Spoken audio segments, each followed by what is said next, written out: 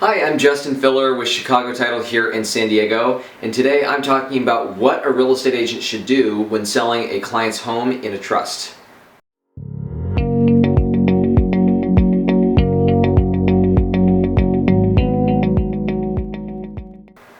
Okay, so first and foremost, before we dive into everything, in this video I am not presenting any tax advice, any legal advice, or any advice as a real estate broker.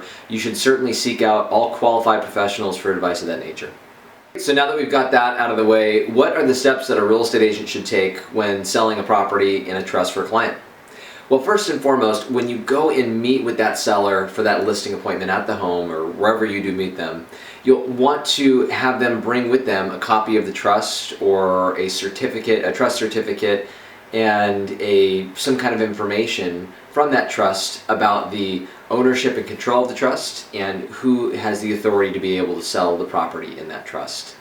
Right? There are two types of trust that you're generally going to see, and it's going to be a revocable or living trust, and that's where the person that's created the trust also controls the assets within it and has the ability to be able to sell it. Very common to hold property this way. And an irrevocable trust. An irrevocable trust is a trust that's created and the creator of the trust does not have control over the assets within it after its creation. Rather, it's governed by the rules that are set up at the time of creation.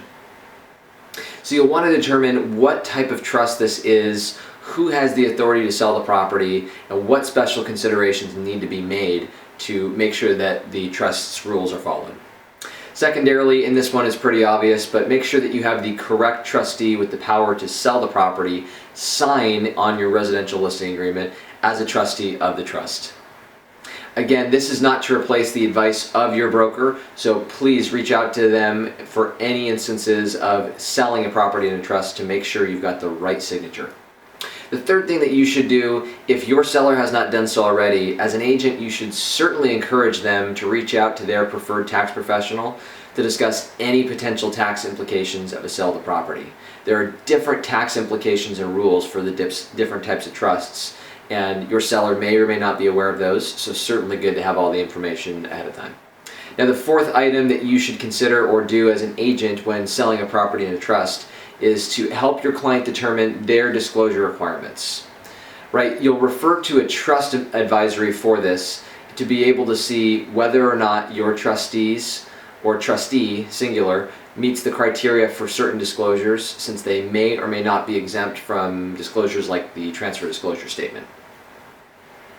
And the fifth item that you should do as a real estate agent when selling a property that's in a trust is to coordinate with the title company and the escrow company early and often to make sure that any potential issues with selling the property in the trust are handled up front so that they don't cause a delay in the escrow and closing process.